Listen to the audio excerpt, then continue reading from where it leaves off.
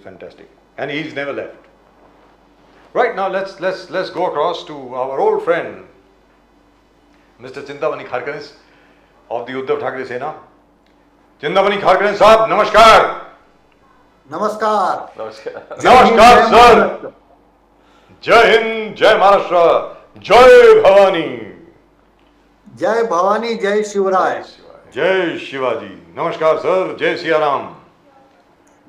तो चिंतामणि खारकने साहब, अभी महाराष्ट्र में क्या हो रहा है? ये सुनने में यह आया कि उद्धव ठाकरे जी और शरद पवार जी के काफी डिस्कशन हुए. ये भी सुनने में आया कि जितने भी शाखा प्रमुख हैं उनको हिदायत दी गई है जनसंपर्क में आप लग जाइए, हर एक से बात कीजिए, और बहुत ही जल्द उद्धव जी भी पूरे महाराष्ट्र का दौरा करने वाले हैं. नंबर 1. नंबर 2, ये भी बात हो रही है कि शरद पवार जी में एक नई ऊर्जा आ गई है जब से उनके खिलाफ जो कोई निर्णय हुए हैं या उनकी जो पार्टी स्प्लिट हुई है. शरद पवार जी ने यह कहा है कि मैं जीरो से, शून्य से शुरू हुआ था, यहां तक पहुंचा हूं, अब दोबारा शून्य से शुरू होऊंगा और आप देखिए कहां तक पहुंचता हूं. कारखाने साहब, आप बताएं. शरद पवार जी बहुत ऑप्टिमिस्टिक है और उन्होंने ये बहुत बार प्रूव किया है. अभी रही बात उद्धव जी की, तो उद्धव जी ने हमारे शिव सैनिकों को आदेश देना और उनको काम को लगाना और इलेक्शन का कैंपेन जारी रखना जी, ये कोई नई बात नहीं है जी. शिवसेना का एक कैडर है और शिवसेना का कैडर इलेक्शन के टाइम में बहुत अच्छी तरह से काम करता है, दिलो जान से काम करते हैं. ये तो साबित हुआ है. इसके लिए ये बात तो एक यूजुअल बात है, उसमें कोई खास बात नहीं है. इलेक्शन आएगा, सब लोग, हर एक आदमी मतभेद छोड़ के इलेक्शन के काम में लग जाता है और हम लोग इलेक्शन जीतते. लेकिन हमें जो फिक्र है, हमें जो वरी है, वो अलग बात की वरी है. क्योंकि यहाँ पे अभी गुजरात मॉडल का जो बात कर रहे थे आज तक मीडिया और सब लोग, देश में गुजरात मॉडल की जो चर्चा हो रही थी, इससे अलग एक नया मॉडल ये देश में आ गया है. और ये जो मॉडल है वो चंडीगढ़ मॉडल और इसके लिए ये चंडीगढ़ मॉडल का चर्चा और उसका डर हम लोगों को सता रहा है और हम लोग उसके बारे में अभी सोच रहे हैं. ये जो सैपोटेज करने का जो मॉडल चंडीगढ़ का है, वो मॉडल की वजह से कितना भी काम करो आप इलेक्शन हारोगे, ऐसा जो मैसेज भारतीय जनता पार्टी ने देश को दिया है, उसके लिए हमें ज्यादा फिक्र है, हमें ज्यादा चिंता है. प्रदीप जी, कारखानी साहब, कल एकनाथ शिंदे जी ने एक बहुत बढ़िया ट्वीट किया था, बहुत बढ़िया ट्वीट था एकनाथ शिंदे जी का, और सब चर्चा में थे. एक मराठा लाख मराठा, शिवबाजाचे ढाल मराठा, बलिराजांचा शान मराठा, आरक्षणाचा लाभ मराठा. और चलो, इतना सेलिब्रेशन चल रहा था. कहीं गिरीश महाजन जी, जैसे संजय राउत जी ने कहा, गिरीश महाजन जी नाच रहे थे, गुलाबराव पाटिल जी नाच रहे थे, सब लोग एक आनंद से.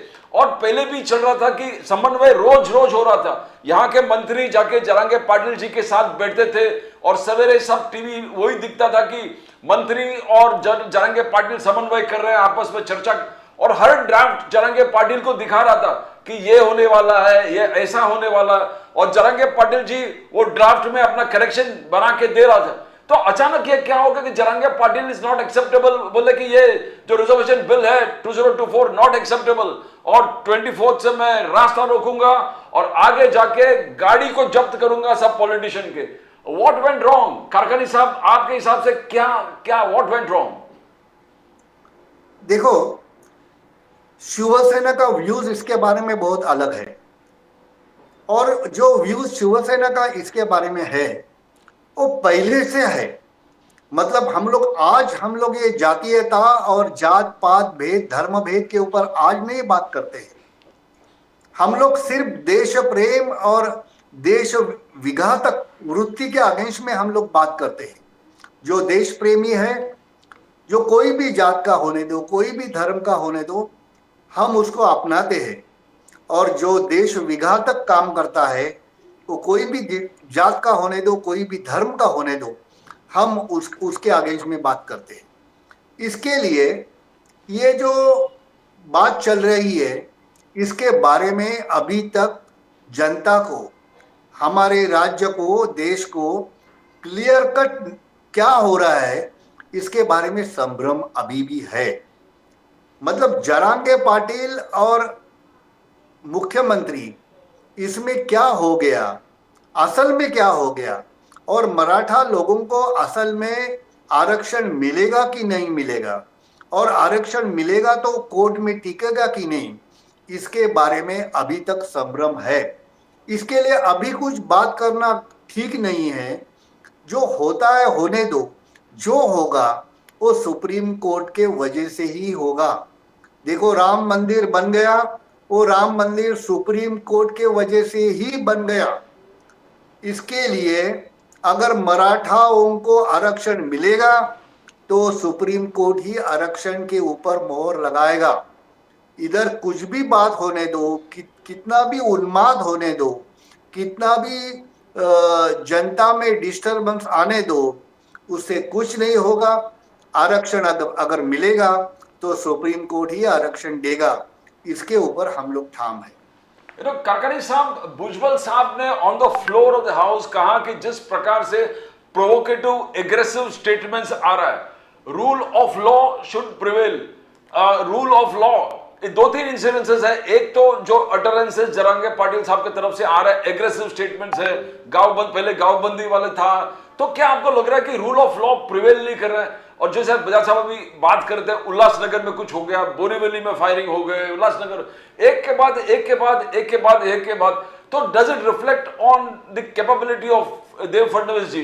क्या उनको, जैसे सुप्रिया सुले जी, उद्धव ठाकरे जी हमेशा आलोचना कर रहे हैं कि the home ministry is not functioning to the complete capacity, क्या ये सब दिख रहा है आपको? कैसे आप देख रहे हो उस चीज को, the way the department is functioning, home ministry? देखो, फडणवीस जी का चेहरा जो है, वो जो आईना है, वो आईने का पीछे का पारा उड़ रहा है और आईना अभी स्पष्ट हो रहा है, उनका रंग उड़ रहा है। फडणवीस क्या चीज है वो अभी ये हमारे महाराष्ट्र के हर एक आदमी को धीरे धीरे मालूम पड़ रहा है। अभी मैं कुछ भाजपा के जो बुजुर्ग लोग हैं उनके साथ में मैं बात कर रहा था, वो हमारी बहुत अच्छी दोस्ती है, मैं बात कर रहा था, वो लोग भी बहुत नाराज हैं। जो तरीके से कांग्रेस के लोग और कांग्रेस के जो कार्यकर्ता उनको भारतीय जनता पार्टी में लिए जाते हैं, उनको प्रवेश किया जाता है, उनको भारतीय जनता पार्टी का सदस्य बनाया जाता है, उसके वजह से हर एक आदमी भारतीय जनता पार्टी का ही जो ग्रासरूट लेवल में काम करने वाला जो लोग हैं, जो कार्यकर्ता है, जो संघ के लोग हैं, वो सब लोग नाराज है। जिनके ऊपर आप आरोप लगाते हैं, जिनके ऊपर आप भ्रष्टाचारी करके खुले आम प्रेस कॉन्फ्रेंस में जिनके अगेंस्ट में बात करते हैं, उनको आप बाद में प्रोटेक्ट करते हैं, अपने पार्टी में लेते हैं, उनको सम्मान का पद देते हैं, उनको आमदार खासदार बनाते हैं। ये बात उनके पार्टी के बहुत लोगों को हजम नहीं हो रही है। जो हार्डकोर भारतीय जनता पार्टी के कार्यकर्ता है वो सब नाराज है और इसका इफेक्ट फडणवीस को देखना पड़ेगा आगे के इलेक्शन में। उनको अगर लगता है फडणवीस वापस ये महाराष्ट्र का चीफ मिनिस्टर नहीं होएगा और फडणवीस दिल्ली में भी जाने का चांसेस मुझे बहुत कम लग रहा है, और अगर फडणवीस इलेक्शन के लिए नागपुर से खड़ा होएगा तो भी फडणवीस को हार का सामना करना पड़ेगा, क्योंकि जो फडणवीस के वजह से और जो मोदी शाह के वजह से ये गडकरी और राजनाथ सिंह जैसे लोगों का पॉलिटिक्स खतरे में आ गया, जिन्होंने काम किया भारतीय जनता पार्टी के लिए। आज जो आप रोड देख रहे हैं, आप जो आप इंफ्रास्ट्रक्चर देख रहे हैं, आप जो देश में परिवर्तन देख रहे हैं वो परिवर्तन गडकरी की वजह से हो रहा है, लेकिन गडकरी को साइड ट्रैक करके आगे बढ़ के गडकरी को टिकट भी नहीं मिलेगा ऐसा ये लोगों का इरादा है। इसके लिए मुझे ये सबका भवितव्य अंधेरे में दिखता है। कारखानी साहब, आपसे ये सवाल पूछना लाजमी है क्योंकि आपने बात करी कि संघ के और बीजेपी के काफ़ी वरिष्ठ नेतागण और कार्यकर्ता आपके साथ टच में हैं, ज़रूर होंगे।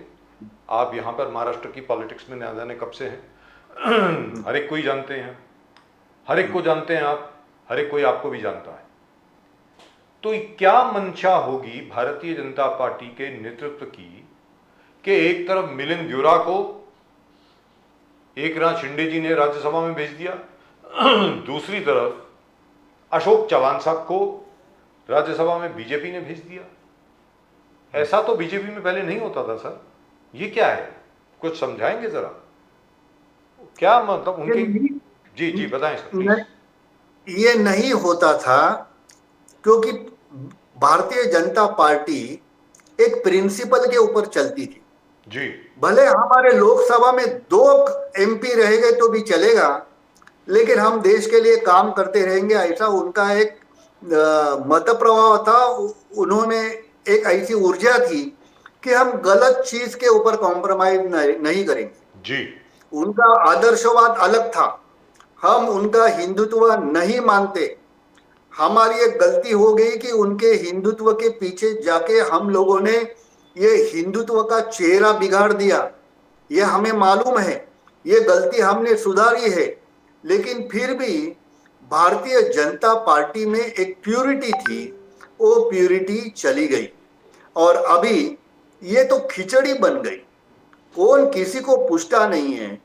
जो गुंडे है, जो बदमाश है, जो भ्रष्टाचारी है, अभी देखो ना, अजित पवार जैसा आदमी जिसके ऊपर 70,000 करोड़ का घोटाला किया करके आप आरोप लगा रहे थे, वही आदमी को आपने डेप्यूटी सीएम बनाया और उसके साथ में आप लोग राज कर रहे हैं। यही उनका असली चेहरा है। इसके लिए राजनाथ सिंह और नितिन गडकरी तो बहुत नाराज है और चंडीगढ़ मॉडल का मैंने जो जिक्र किया, बात किया, वही है। उनको इलेक्शन किसी भी हालत में जीतना है और उसके लिए कुछ भी हेरा फेरी करना पड़ेगा। ईवीएम मशीन में कुछ हेरा फेरी करना पड़ेगा और ईवीएम मशीन में हेरा फेरी करने के बाद में भी अगर अपोजिशन पार्टी के ज्यादा लोग चुन के आते हैं तो चंडीगढ़ जैसा प्रिसाइडिंग ऑफिसर ऐसा करेगा कि आपने इलेक्शन जीतने के बाद में भी आप चुन के नहीं आ सकते, आप सत्ता में नहीं आ सकते हैं। गवर्नर उनके है, राष्ट्रपति उनके है, गवर्नमेंट मशीनरी उनके साथ में है, इलेक्शन कमिश्नर उनके हाथ में है। तो हर एक का उपयोग करके, हर एक के ऊपर दबाव लगा के ये लोग सत्ता आपके हाथ में, उनके हाथ में रखना चाहते हैं। यही ये देश का दुर्भाग्य है। ये लोकशाही के लिए बहुत अच्छी बात नहीं है। जी, काकानी साहब, शरद पवार जी भी वही कह रहे थे जो आप कह रहे हैं। शरद पवार जी भी चंडीगढ़ मॉडल का बार बार जिक्र कर रहे हैं। शरद पवार जी यही कह रहे हैं कि चंडीगढ़ मॉडल वहीं पर मेरे साथ हुआ, पार्टी, मैं फाउंडिंग मेंबर हूं, आई क्रिएटेड एनसीपी और मैं बाहर हूं और ये पार्टी चला गया अजित पवार जी के पास जिनका कोई कंट्रीब्यूशन नहीं था। I was the founder, that's what Sharad Pawar ji says. Sharad Pawar ji आगे जाके कह रहे हैं कि मोदी जी और बीजेपी का एक ही लक्ष्य है, या तो तुरंगात जावा, या तो जेल में जाइए या बीजेपी में ज्वाइन कीजिए। और एक के बाद एक के बाद एक के बाद हम यही देख रहे हैं। और अभी ये भी है कि जयंत पाटिल जी भी शायद ज्वाइन करने वाले हैं बीजेपी को।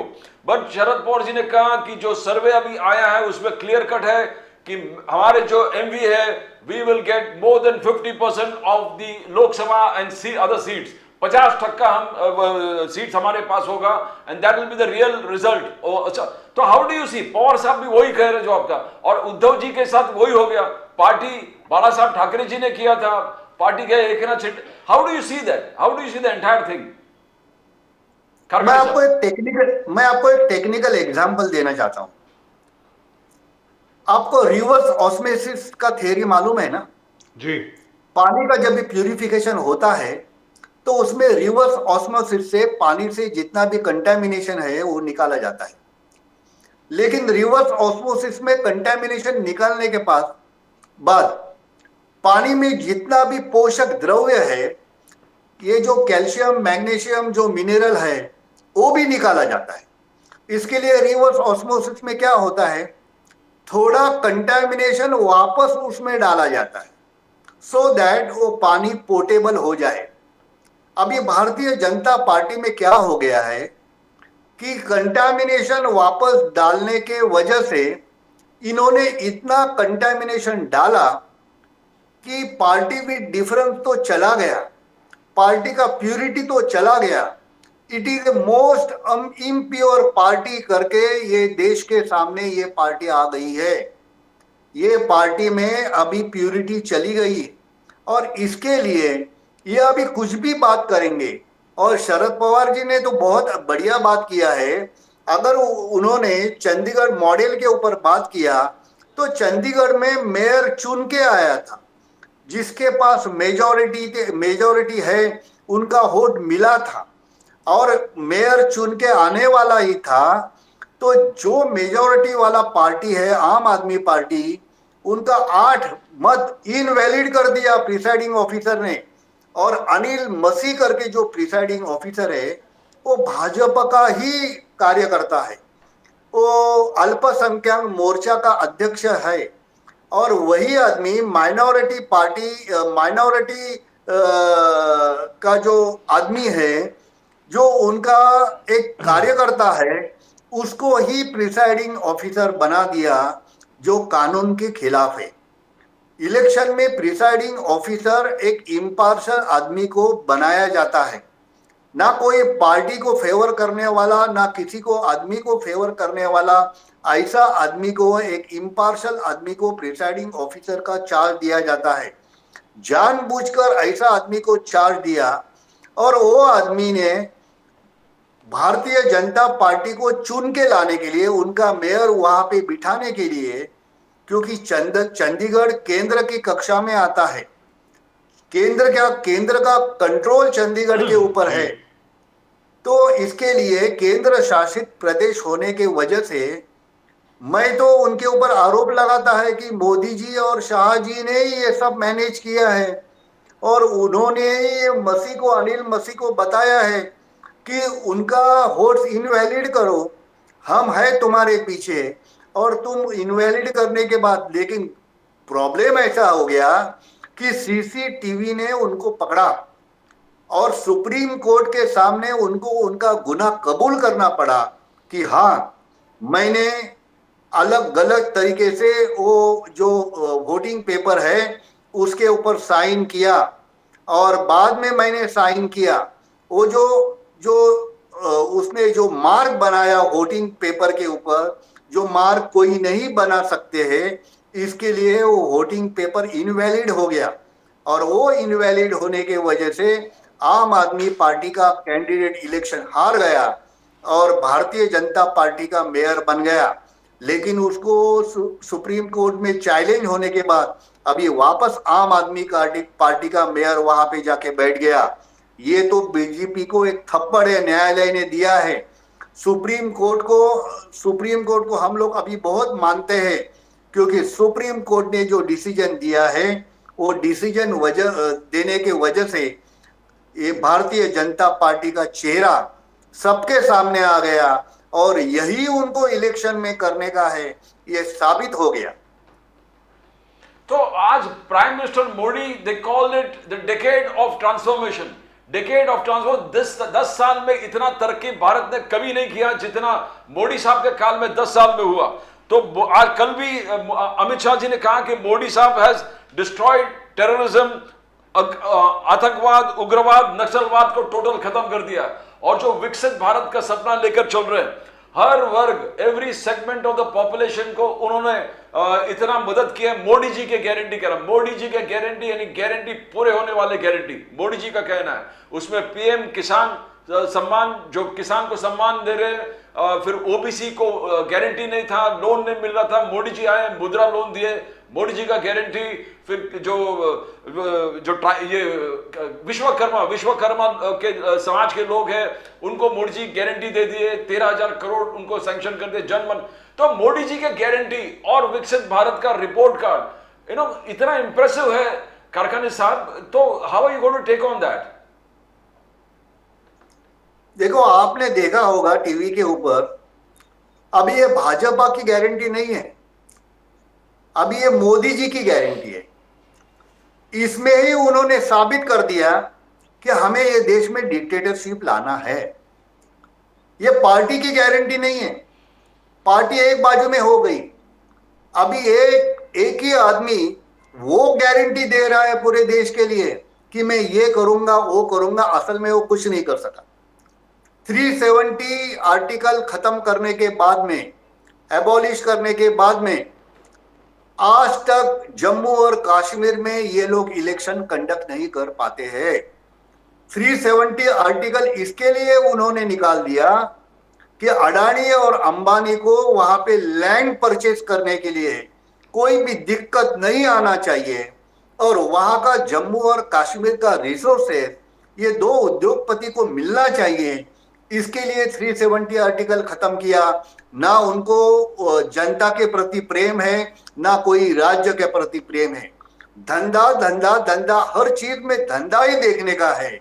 चाहे वो एजुकेशन होने दो, चाहे वो इंफ्रास्ट्रक्चर होने दो, सब जगह पे धंधा करने का, और धंधा करके ही अपने दो जो बंदे हैं, मतलब वो एक्चुअली बंदे के वजह से ये दो बंदे हैं, देश वो चला रहे हैं। देश मोदी जी और शाह जी नहीं चला रहे हैं, देश अडानी और अंबानी देश चला रहे हैं। वो जिनको जैसा चाहिए वैसा देश चलता है। इसके लिए कोई आर्टिकल निकाल दो, कोई कानून बदली कर दो। और मुंबई में भी एयरपोर्ट का देखो, जीवीके जैसा फर्स्ट क्लास एयरपोर्ट जो बनाया था जीवीके ने, उसके ऊपर कुछ न कुछ इल्जाम लगा के उसके हाथ से एयरपोर्ट निकाल दिया। और फिर बाद में मुंबई हवाई अड्डा, छत्रपति शिवाजी महाराज हवाई अड्डा का नाम बदल के अडानी एयरपोर्ट करने का उनका इरादा था। बहुत अच्छा हो गया कि शिव सैनिक को ये बात मालूम पड़ गई और उन्होंने अडानी का बोर्ड तोड़ दिया, और ये हवाई अड्डे का नाम बदली नहीं होएगा। ये हवाई अड्डे का नाम छत्रपति शिवाजी महाराज हवाई अड्डा एयरपोर्ट ऐसा ही रहेगा। वैसा स्टैंड लिया और इसके लिए वो नामांतर बच गया। उनको हर चीज में, अभी वो लॉ एंड ऑर्डर का बात करता है। अभी महाराष्ट्र में इतना ड्रग मिला है, और वो ड्रग का कनेक्शन दिल्ली से लेके गुजरात से लेके सब जगह पे है। मुंद्रा पोर्ट में भी ड्रग मिला है, अडानी पोर्ट में भी ड्रग मिला है। 40-40 हजार करोड़ रुपए का ड्रग बरामद होता है। ये ड्रग कहां से आता है? नक्सलिस्ट मूवमेंट कहां पे खत्म हो गई है? वहां पे जाके आप काम कर सकते हैं क्या? नहीं कर सकते।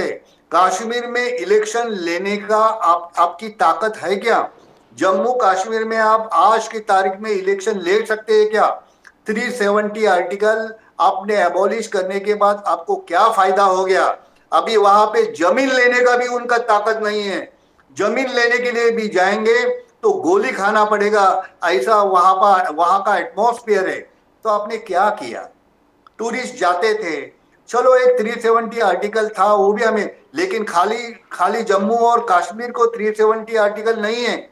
बाकी के नॉर्थ ईस्ट के 5 राज्यों में भी अब जमीन नहीं खरीद सकते हैं। ये भी सब लोगों को, देश को मालूम होना चाहिए। इसके लिए खाली मुस्लिम स्टेट है करके उसके ऊपर दबाव डालने का, और हमने कुछ किया ये जनता को दिखाने का, और उसके ऊपर इलेक्शन जीतने का, ये बात गलत है। आज तक पुलवामा में जो हत्याकांड हो गया, जो हमारे सोल्जर्स मर गए, उसके बारे में आज तक कोई रिपोर्ट नहीं आया। कहां से वो RDX आया, कौन मारा, उसके लिए कौन जिम्मेदार है, इसके ऊपर कुछ बात नहीं है। वहां का जो गवर्नर अभी बम मार रहा है, बात कर रहा है, और वो बता रहा है देश को कि मैंने बोला था कि जवान को एयरलिफ्ट करो, रोड से मत लेके जाओ, फिर भी माना नहीं। ये सब बात अभी बाहर दबा रही है। और इसके लिए हमारा गुस्सा सिर्फ ये दो व्यक्ति के ऊपर नहीं है, हमारा गुस्सा ये मीडिया के ऊपर, गोदी मीडिया के ऊपर है। कोई बात नहीं करता है, कोई बताता नहीं क्या हो रहा है। 40,000 स्कूल का प्राइवेटाइजेशन करने का और गवर्नमेंट के हाथ से वो स्कूल निकाल के लेने का करके बात ये लोग कर रहे हैं। ये बात कोई मीडिया नहीं दिखा रहा है। कोई मीडिया दिल्ली के बॉर्डर के ऊपर किसान लोग जो बैठे हैं और उनका जो आक्रोश है, कोई मेन स्ट्रीम मीडिया नहीं दिखा रहे हैं। यही देश का दुर्भाग्य है। इसके लिए ये लोग बड़े हैं, इनको बड़ा बताया जा रहा है, इनको बड़ा मेन स्ट्रीम मीडिया बता रही है। इसके लिए देशवासियों के लिए हमें बहुत, हमारे सीने में दर्द है कि ये देश का भवितव्य खतरे में है। अगर ये लोग इलेक्शन भी हार जाएंगे तो मुझे ऐसा लगता है चंडीगढ़ मॉडल जैसा एक मॉडल पार्लियामेंट में लाके वो लोग वापस सत्ता में आएंगे, कुछ भी करेंगे, लेकिन उनको अभी सत्ता छोड़नी नहीं है। कि अगर उन्होंने सत्ता छोड़ी तो मुझे 100% ऐसा लगता है कि ये दो जोड़ी को जेल में जाना पड़ेगा। इसके लिए उन्हें अभी सत्ता छोड़नी नहीं है, उन्हें अभी डिक्टेटर बनना है। लेकिन इतिहास ऐसा बताता है कि थर्ड टर्म में जो आदमी जाता है वो आदमी डिक्टेटर वापस नहीं काम कर सकता, वो चला जाता है, लोग भूल जाते हैं, लोग उसको हटा देते हैं, चाहे वो सुसाइड करने दो। करकानी साहब, मगर उनका अभी घोषणा है, स्लोगन है, अब की बार 400 पार, पार्लियामेंट में भी बोला और आगे जाके मोदी जी के hat trick, Modi ji is going to score a hat trick. और मोदी जी हर मंच पे बोल रहे, याद करो आर्टिकल 370, हमने अब्रोगेशन ऑफ आर्टिकल 370 किया तो हमारा हक बनता है कि बीजेपी को 370 मिले और बाकी एनडीए मिलकर 400 पार करेंगे। Why is this confidence? Karkhani साहब, जिस प्रकार से कॉन्फिडेंस है ये आंकड़े का, कैसे देखते हो आप? ये कॉन्फिडेंस नहीं है, ये जनता को गुमराह करने का है। पहले का 2014 का आप देखो कैसा एडवर्टाइजमेंट चलता था, अच्छे दिन आने वाले हैं, अच्छे दिन आने वाले हैं, आ गए अच्छे दिन। हर व्यक्ति को अभी शिक्षा मिल रही है और गवर्नमेंट का स्कूल ये लोग बंद कर रहे हैं। कैसा प्राइवेट स्कूल में जाने के लिए ये गरीब लोगों को परवड़ेगा? कैसी उनको शिक्षा मिलेगी? फार्मर्स लोग, एपीएमसी मार्केट इनको बंद करने का है क्योंकि उनको जो इंडस्ट्रियलिस्ट है उनके हाथ में पूरा कारोबार देना है। इसके लिए एपीएमसी मार्केट इन्हें नहीं चाहिए। और एपीएमसी मार्केट अगर बंद हो जाए, भले एपीएमसी मार्केट में कुछ खामियां हो सकती है, कुछ लकुना हो सकता है सिस्टम में, वो सिस्टम का लकुना दूर करना चाहिए। लेकिन एपीएमसी मार्केट जो एग्रीकल्चर प्रोडक्ट जो बेचा जाता है उसके लिए जो कमिटी वहां पे काम करती है, वो कमिटी को स्ट्रेंथन करके, वो कमिटी के वजह से किसान का माल पूरे देश में कैसा जाएगा, उसके लिए एक इंफ्रास्ट्रक्चर खड़ा करने का ये गवर्नमेंट काम करना चाहिए। तो गवर्नमेंट जो इंफ्रास्ट्रक्चर है उसको खत्म कर रही है।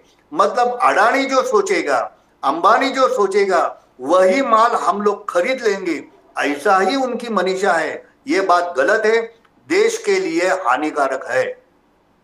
कारखानी साहब, चलते चलते ये भी बता दें कि 2024 का जो लोकसभा का रिजल्ट आएगा, परिणाम जो आएगा चुनावों का, आपके मुताबिक, आपके विश्लेषण से किस प्रकार का होगा? मैं आपको बता देता हूं जी, कि जो सिंह रहता है ना, लायन, वो लायन कभी कभी आलसी होता है, सोता हुआ रहता है। वो लायनेस आलसी नहीं होती, कि लायन आलसी होता है। तो उसके लिए एक सुभाषित है, उद्यमे नहि सिद्ध्यन्ति कार्याणि न मनोरथे, नहि सुप्तस्य सिंहस्य प्रविशन्ति मुखम मृगा। जी, शेर के मुख में, लायन के मुख में अपने आप हरण चल के नहीं आती है जी, उसको बहुत मेहनत करनी पड़ती है। अगर ये लोगों को सत्ता से हटाने का है तो पार्टी का डिफरेंसेस बंद करना पड़ेगा। अगर पार्टी में डिफरेंसेस नहीं होएगा तो ही ये 37% वोट लेने वाले लोग सत्ता से चले जाएंगे। हमारा जो बाकी का वोट है वो वोट में डिवीजन नहीं होना चाहिए। भारतीय जनता पार्टी के अगेंस्ट में बहुत जगह पे वोट गिरता है, लेकिन वो वोट का नंबर 1 डिवीजन होता है, नंबर 2 उसमें गफला होता है, ईवीएम मशीन के वजह से गफला होता है, नंबर 3 वो लोग चुन के आएंगे तो भी उनको खरीदा जाता है, और सत्ता में कैसा भी करके रहने का ये जो उनका जो मकसद है वो मकसद पूरा हो जाता है। उसके लिए वो लोग जिम्मेदार नहीं है, उसके लिए हम लोग जिम्मेदार है। मैं तो अपने आप को जिम्मेदार समझते हैं। देखो, ये मेरे उम्र में 73 एज में मुझे अभी कुछ कॉर्पोरेटर नहीं बनने का है, एमएलए नहीं बनने का है, एमपी नहीं बनने का है, लेकिन मुझे ये देश की फिक्र है। हम लोग इतना सालों से काम किया, यहाँ पे कुछ सिविलाइजेशन प्रॉपर तरीके से चलेगा, इसके लिए हम काम कर रहे हैं। इनको तो पूरा बिगाड़ देने का है। वर्चस्ववाद के वजह से सिर्फ मुट्ठी भर लोगों के हाथ में पूरा देश रहेगा, ये जो उनको करने का है उसके अगेंस्ट में हर एक आदमी को काम करना पड़ेगा। ये एक दूसरे का काम नहीं है, ये मेरा और आपका काम नहीं है, और मीडिया का उसमें बहुत बड़ा रोल है। मीडिया के वजह से ये लोग इलेक्शन चुन के आते हैं, और अगर मीडिया सोचेगा, जो इंडस्ट्रियलिस्ट सोचेंगे और बोलेंगे कि हम लोग बहुत गलती कर रहे हैं, हमारे स्वार्थ के लिए हम लोग देश का पानीपत कर रहे हैं, अगर ये सोचेंगे और उसके अगेंस्ट में काम करेंगे तो जरूर ये लोग पलटी हो जाएंगे, क्योंकि उनकी असलियत सबको मालूम है। लेकिन कोई कुछ नहीं कर सकता है, कोई टोटल गवर्नमेंट मशीनरी उनके हाथ में है, मीडिया उनके हाथ में है, और व्हाट्सएप यूनिवर्सिटी के पागल लोग जो मीडिया कहती है वही सब फैलाते रहते हैं। इसके लिए उनकी चर्चा होती है, उनकी चर्चा होने की जरूरत नहीं है। उनका जो ड्रॉबैक है वो ड्रॉबैक जनता के सामने आना चाहिए, वो नहीं आता है। गवर्नमेंट में कोई भी पार्टी सत्ता में रहने दो, मीडिया का काम है उनका जो मिस्टेक है वो मिस्टेक के ऊपर उंगली रखने का, उसको उंगली दिखाने का, ये मीडिया का काम है। लेकिन मीडिया अपना काम नहीं कर रही है, ये मेरा आरोप है। तो कहने का मतलब ये हुआ कारकर्नी साहब, मोदी जी वापस आ रहे हैं बतौर प्रधानमंत्री के रूप में। कहने का मतलब ये नहीं है, ये मैं अभी नहीं बोल सकता हूं। मैंने ये लोगों के ऊपर छोड़ दिया है। लोगों को अपना भविष्य कैसा करने का है उसके ऊपर ये सब डिपेंड है। ये हमारा देश है ना, वहां पे परिवर्तन तो बहुत हो रहा है। देखो, बौद्ध धर्म था, बौद्ध धर्म को खत्म करने के लिए पुष्यमित्र शुंग जैसे लोगों ने हिंदू ब्राह्मण धर्म यहाँ पे लाया, मनुस्मृति लाया, वो भी खत्म हो गया, वो भी चला गया। मौर्य चले गए, सब राजे महाराजे चले गए, ब्रिटिश रूल आया, ब्रिटिश रूल भी चला गया। परिवर्तन ये सृष्टि का नियम है, और परिवर्तन के वजह से ये सृष्टि चलती रहेगी। आज ये है, कल और दूसरे कोई होंगे। महाभारत का एक उदाहरण हमेशा याद रखने का, महाभारत में ये जो दुर्योधन था वो बुरा आदमी था, लेकिन हर एक आदमी वो दुर्योधन के साथ में था। उसके सब गुरु पांडव, भीष्म, द्रोण, कृपाचार्य, द्रोणाचार्य, ये सब दुर्योधन के साथ में थे। भारत वर्ष के जितने भी राजा महाराजा थे वो सब दुर्योधन के साथ में थे। पांडव के साथ में बहुत कम लोग थे, लेकिन पांडव के साथ में जनार्दन था। आज हमारे साथ में अगर जनता जनार्दन आएगा तो कितने भी गुंडे, उचक्के, चोर, डाकू, अतिरथी, महारथी उनके साथ में रहने दो, उनका पराभव महाभारत जैसा अटल है। यही हमको आज आपको बताने का है। Right, thank you so much sir. Chintamani Karkarni साहब, बहुत बहुत धन्यवाद आपका। और बिना बोले आपने श्लोक भी बोल दिए हमारे। एक एक चीज बोल दिया आपने, बहुत बहुत धन्यवाद आपका। ये तो स्कूल में पढ़ते थे सर। ये श्लोक तो हमारे लोगों के लिए है। जी। नहीं सुप्त सिंहस्य प्रविशन्ति मुखम, कुछ काम करो, आपस में झगड़ा मत करो, एक दूसरे के साथ में हाथ लेके उनको हराओ। यही इसके लिए मैंने ये श्लोक बोला है। जी thank you very much. Thank you very much sir. नमस्कार। जय हिंद, जय महाराष्ट्र, जय भवानी, जय शिवाजी। Thank you. जय भवानी, जय शिवाजी। आप दोनों को धन्यवाद। Thank you so much. Thank you. Pradeep ji, ये श्लोक तो आपको भी याद है। यस। आपने भी स्कूल में पढ़ा है, मैंने Yes, भी पढ़ा है। बिल्कुल। हम दोनों संस्कृत स्कूल में ही गए हैं। Yes yes. उद्यमेन ही सिद्ध्यन्ति कार्याणि न मनोरथै न ही सुप्तस्य सिंहस्य प्रविशन्ति मुखे मृगा। सोते हुए शेर के मुंह में कभी कोई हिरण नहीं जाता है, मेहनत करनी पड़ती है साहब। उद्यमेन ही सिद्ध्यन्ति, यानी मेहनत से ही आप सिद्ध होते हैं। मेहनत नहीं करोगे कुछ नहीं होने वाला। लेकिन हिंदुस्तान के लोगों को प्रदीप जी, बहुत लोग ऐसे हैं, स्पेशली मिडिल क्लास के लोग जो हैं, वो हमेशा आज की तारीख में श्री कृष्ण का इंतजार कर रहे हैं कि कोई अवतार आएगा, वो जाकर के सब कुछ ठीक करेगा। The hand of God. I don't think the hand of God is coming. It's the hand of the people. Vox populi. The voice of the people is the voice of God. That's what they say. I hope people realize that. I think, do you think we should take a few comments today? What do you think? जैसे भी आप। I think we should. And yes, we are continuing with our investigation into the cow beef scam that we uncovered. I think we should have some news for you by tomorrow. We should have some further news by tomorrow. Something more has been discovered. It's a nationwide scam. जैसे प्रदीप जी बता रहे थे, Ghaziabad UP में, उसके बाद दिल्ली में, बिहार में, महाराष्ट्र में, कर्नाटक में, केरल में, यस यस। ना जाने कहाँ। Let's take a look at a few comments. Let's see some comments, please. Can we have some? अब 10 के करीब कमेंट्स लेते हैं। There it is Pradeep ji. बिल्कुल बिल्कुल। उमर रशीद साहब, मौलवी साहब अल्लाह आपकी हिफाजत फरमाए। ये कौन है? शबनम शेख। शबनम लड़की का नाम होता है यार, तो यहाँ आई सी जेंटलमैन। एनीवे, जी आगे बढ़ें। This has had a huge impact Pradeep ji, huge impact all over the country. अल्लाह मौलाना उमेर की मदद करे। Sadaf Kulkar 192.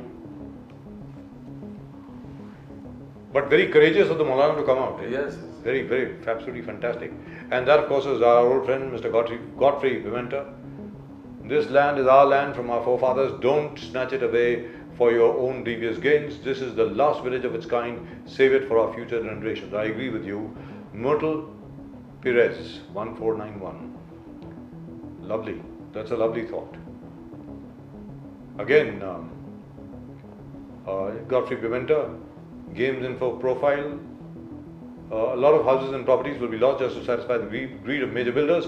The ecosystem will suffer horrible damage. The locals will suffer. Fishermen will suffer. No, they will not just suffer, they'll disappear. That's what's going to happen. They're already disappearing. Yes, they already have. And I'm surprised because this budget has something for the fisheries industry.